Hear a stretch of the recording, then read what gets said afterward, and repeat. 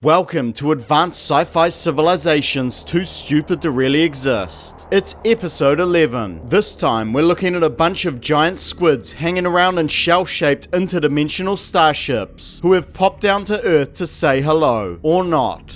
Introducing the Heptapods from Arrival. It's a unique sci-fi movie with a strange way of pandering to the CCP when they caused dissent in Hong Kong with a mere movie poster, then bowed to the Chinese regime with an updated version, only to spend most of the movie digging the boot into China hard. Well, that doesn't make any sense at all, does it? Based on a short story, Arrival features alien invaders who are somewhat benevolent in that they came to Earth with a plan that involves doing absolutely nothing. I suppose when you have influence over time, there's no need to rush. But really, are these guys aliens? Or time-traveling giant squids from the far future doing a case study on the apes they wiped out long ago? I'm not sold either way. We have insufficient evidence to dismiss either conclusion. But assuming we believe the movie plot, the Heptapods have come to give the local apes a language lesson, and they don't care how ignorant or disruptive to the class we are. Humanity being belligerent assholes and having watched too many alien invasion movies start puffing up their chests about as soon as the aliens open their mouths, or tentacles. But it needn't have come to this, because the aliens' approach to initiating contact with humanity and their subsequent language course were abysmally planned, to say the least. Point 1. A species with advanced linguistic abilities comes to Earth to teach us their language. Perhaps they could start by saying hello first. We find out at the end of the movie that the Heptapods have come with the specific purpose of teaching us their written language. A bunch of rough-looking circles written in magic squid ink jizz. There is so much to learn for each of us today, isn't there? A language which humans will no doubt bastardize by relaying it in coffee cup stains and the like. Once learned, this language can apparently give the wielder a non-linear perception of time, and subsequently the ability to predict the future. It's nice to meet a helpful alien race that didn't come to pilfer our resources and or annihilate us. But still, with all of their advanced abilities and technology, the Heptapods' approach to first contact and communication leaves a lot to be desired. And their entire purpose relies on communicating to us after all. So 12 Heptapod ships turn up without warning, descending to hover above random sites across the world. Given your actions, I have no choice but to consider you a potential threat. These lethargic creatures then just float around in their ships for a while and do absolutely nothing to communicate with us, expecting us to come to them and learn their immensely complicated language before we can even get a word out of them. So the numerous involved state powers are forced to initiate first contact, which was always going to be a terrible start. And we don't exactly get the red carpet rolled out either, let alone a damn staircase for that matter. No, to even get up there, we'll need a scissor lift.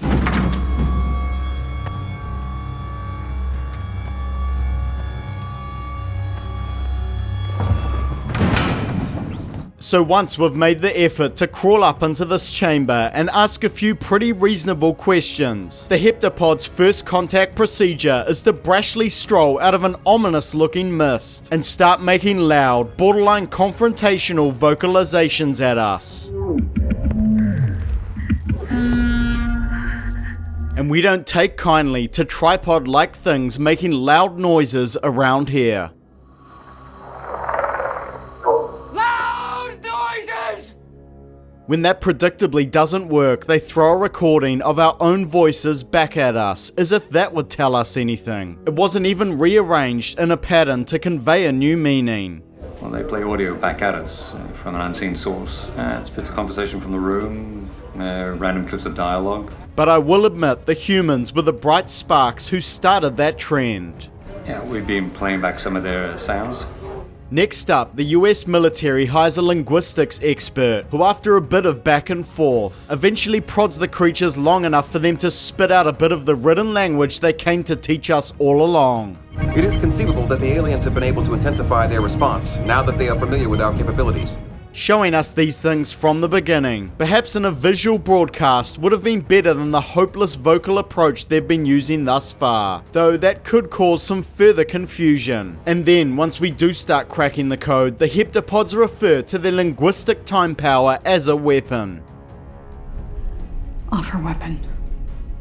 A meaning which is conveyed similarly in at least 2 major Earth languages. The heptapods seemingly missing that their imprecise term could spark off a massive misunderstanding, which of course it does. China just threatened to destroy their shell. We're on our own. Sure, their goal may be to force us to learn their written language, but still, learning an Earth language before arriving, or perhaps another form of communication, would probably have had a better result than the approach we got. Surely these guys are intelligent enough to figure out our languages. They can squirt out thousands of sentence equivalents in a matter of seconds. But hey, if the typical heptapod isn't up to the task, then they should have brought along a few of their own linguists to at least give it a crack. Their time precognition itself should have allowed the heptapods to learn how to communicate with us. Just look forward in the timeline to when they do have the ability to communicate with humans on our terms. And boom, you'd at least have a basis on which to start. At the end of the movie, Louise herself took information from the future and used it in the present to effect change. The heptapods had all the time in the world to figure out a method of communication and a lesson plan long before they got here. Their plan currently relies on the intelligence, benevolence, and patience of humans, and that should have been a plan doomed to fail. So, the prolonged alien presence and a simple misunderstanding disrupts our civilization on a global scale and gets those trigger-happy humans all primed for war. But our benevolent yet apathetic visitors don't seem that bothered about it, or anything else, really. It is rare to encounter someone as dispassionate as we are.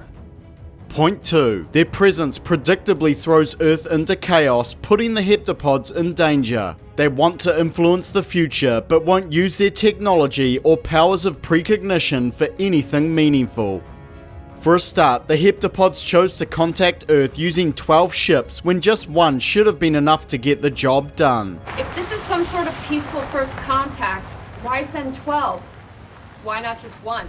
It could be argued it's an effort on their part to communicate to a good sample of nations across the globe. But to me, it looks like they're all getting in position to trigger an Earth-destroying superweapon, and I think we have the right to be a little bit paro when there are aliens involved. Before the heptapods even started talking about weapons, the Earth was already suffering massive upheaval due to their looming presence. The online conspiracy theorists were doing their darndest to rock everyone up, and for some reason, soldiers assigned to highly sensitive military operations have unfettered access to these ramblings. What if the smartest thing we could do right now would be to give them a show of force? I'm talking about a shot across the bow. As we have not yet established the inhabitants' intentions, it would not be a logical course of action. And now, after a mahjong-induced misunderstanding, the Chinese military are on the verge of declaring war against the aliens. This sequence of events puts the heptapods in grave danger, yet they seem completely unwilling to use their time precognition to avoid or mitigate these circumstances, and protect themselves in the process. Eventually, one deranged group of soldiers takes matters into their own hands. But in all honesty, the heptapods are extremely lucky they didn't get nuked long before this, and I doubt they could stop us if we did. With all of their impressive technological abilities, including the ability to manipulate gravity and matter and possibly traverse dimensions, the heptapods seemingly aren't able to protect themselves. In fact, they can't even seem to move a simple crate of explosives, until it's too late anyway. Direct a level 10 force field, it should be enough to contain the explosion. And this wall might be made of actual glass, since one of the heptapods is apparently now dying. But ultimately, we discover that the heptapods' reason for giving us their time precognition abilities is because we will supposedly help them in the far future. Why?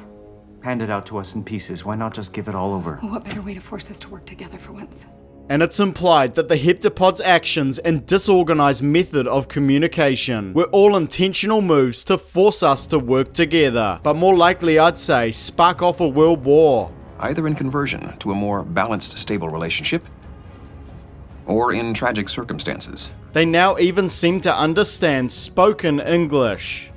What is your purpose here?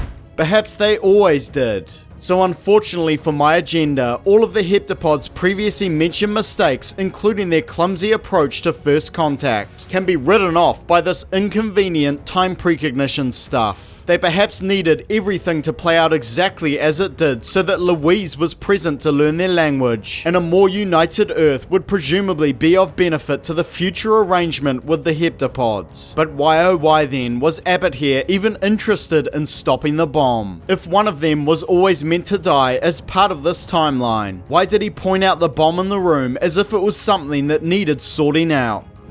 The question is so broad, it is difficult to respond. And after the explosion, why did they need to take the precaution of moving their ships to a higher altitude? Can they not see the future all of a sudden? Or are they interested in affecting the future for a positive short-term outcome? We needed that last week, guys. Come on, I couldn't let them off too easy, could I? Not to worry though, we've still got another round left in the chamber here, because this newly understood approach of the Heptapods creates another far more serious issue for their species and negates their entire reason for being here.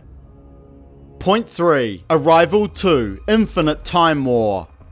The fact the Heptapods apparently planned their contact with humanity to bring about a future they've seen suggests the Heptapods' ability does have the inherent power to change or bring about the future. How they saw a future that didn't previously exist, I'm not sure though. Let's just not go there. Wibbly wobbly, timey-wimey stuff. But why on earth would you gift this immense power to these backwards warmongering apes? That's just what I've been trying to get you to perceive. Look, I don't know if this time power brings about some sort of inherent chill, but surely we can't account for everyone here. After acquiring their abilities, Louise herself has an internal debate as to whether she should change her own future. The future is now not set in stone as far as I can tell. Who knows what might happen? Rather than this rosy future of cooperation they'd envisioned, I'd say it's far more likely that humans will use this ability to benefit themselves and destroy any perceived threat. The Heptapods may have just brought about an endless time war between themselves and humanity, and these guys are frickin' invincible when they're taking on aliens, so good luck with that.